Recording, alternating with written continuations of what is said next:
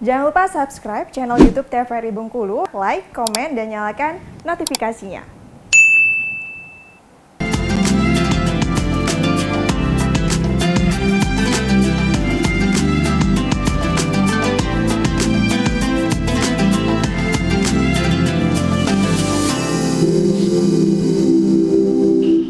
Alhamdulillahirrabbilalamin.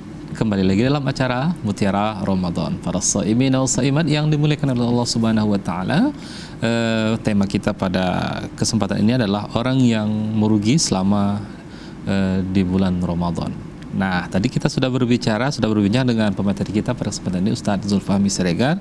Yang pertama tadi Ustadz tidak mendapatkan ampunan. Ya Ustadz, ya, orang yang merugi. Dan yang selanjutnya gimana nih Ustadz? Silakan.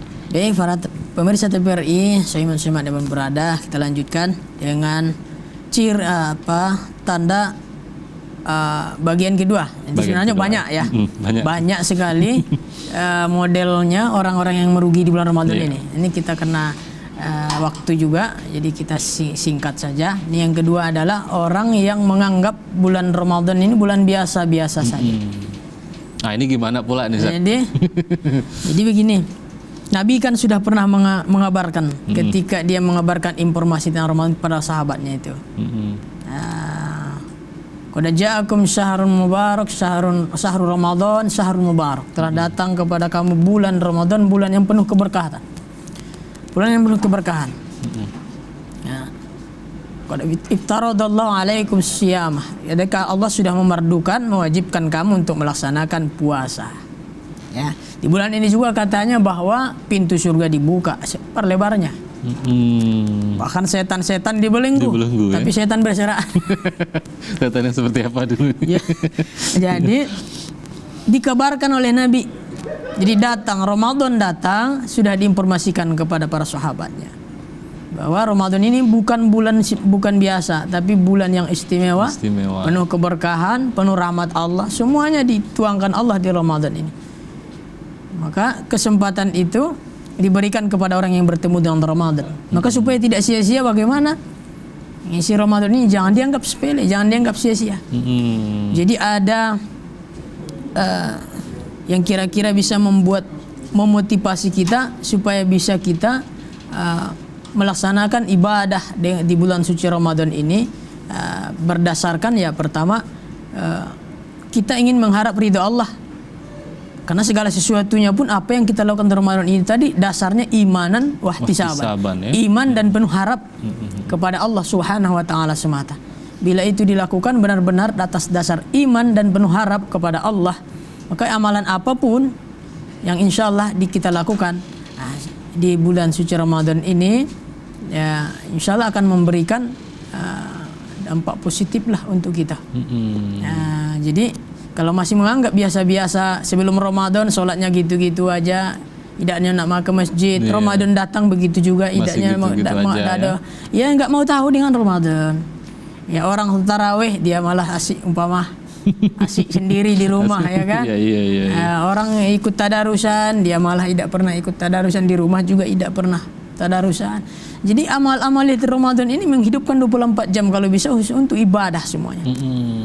Untuk ibadah. Tapi walaupun seandainya tidak bisa diisi dengan amaliyah dengan ibadah sepenuhnya, karena memang kadang-kadang kita kan masih ada aktivitas lain, tidak hanya sholat kita kerja, tidak hanya kita kerjaan, kita ada itu pun bisa jadi ibadah. Kita mencari bekerja di siang hari untuk mencari bekal belanja untuk rumah kita, memenuhi kebutuhan sehari-hari kita. Niat kita untuk ibadah kepada Allah, terutama untuk niat beli buka, itu kan perlu ini semua itu Pak Ustadz. Jadi tidak bisa hanya dengan berdoa saja kan itu. Kita harus bekerja kan. Itu mencari itu. Jadi itu pun bisa jadi ibadah. Yang jadi merugi nanti, jadi di Ramadan ini tidak ada niatnya bagaimana untuk mendekat kepada Allah. Di Ramadan ini kesempatan kita sebenarnya untuk mendekat kepada Allah.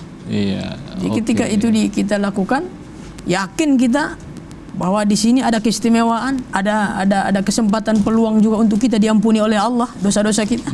Untuk ada peluang kita ditinggikan derajat kita di hadapan Allah dengan amal-amal yang kita lakukan secara ikhlas tadi, iman dan berharap ridhonya Allah. maka insya Allah tak lagi merugi kita. Iya. Ini Ramadan sudah kita manfaatkan. Ya Allah, belum tentu bertemu Ramadan yang akan datang, kan gitu. Iya, iya. Jadi dia bertemu Ramadan ini benar-benar maksimal. Kita Ibadahnya, manfaatkan ya. ibadah, kita taqarrub ilallah. Segala apapun yang diinformasikan oleh Nabi. Maka perlu tadi ilmu sebenarnya sebelum Ramadan. Kalau tidak ada ilmunya memang ya Ramadan dianggap biasa-biasa saja. Ustaz, ya. Tidak tahu apa keutamaan taraweh, tadarus, amaliyah, sholat. Ramadan kan sudah tahu kita bahwa amalan sunnah saja dianggap seperti amalan wajib, pahalanya itu. Pahalanya ya. Nah, jadi kalau kita tidak punya ilmu ya kita tidak, ya biasa-biasa seperti hari biasa saja. Iya, ya, Kalau sudah tahu keistimewaannya, kalau seandainya umatku mengetahui kata Nabi, ada sebuah hadis itu kan, Iya. la tamannau an takuna kulla sanata Ramadan. Niscaya umatku akan meminta semua satu bulan itu Ramadan. Bulan Ramadan. Karena dia tahu, kalau umpamanya dia mengetahui apa keistimewaan, kemuliaan, hikmah dari bulan suci Ramadan. Iya. Tapi kalau tidak tahu tadi, itu mungkin salah satu penyebab ketidaktahuan itu. Iya. Ketidaktahuan, tidak ada ilmu. Jadi masuk Ramadan, ya Ramadan berlalu begitu saja. Iya, baik. Jadi Ustaz. datang pun ya biasa-biasa saja, nyambutnya biasa Ya. saja. Jadi Dan ini itu mungkin bisa juga sebagai ajang muhasabah kita misalnya di rumah, apakah kita menganggap Ramadan itu biasa atau tidak, itu dari kualitas ibadah kita, dari mungkin segi apakah berbeda bentuk ibadah kita di Ramadan dengan bulan-bulan sebelumnya. Kalau seandainya sama, berarti kita dikategorikan kepada orang yang merugi. Nah, kalau seandainya bacaan Al-Quran kita intensif semakin meningkat, berarti insya Allah kita dikategorikan orang-orang yang sudah memanfaatkan bulan Ramadan ini dengan sebaik-baiknya. Ya, ada satu tadi menarik Ustadz, mungkin agar sebagai sebagai penyemangat pemirsa di rumah.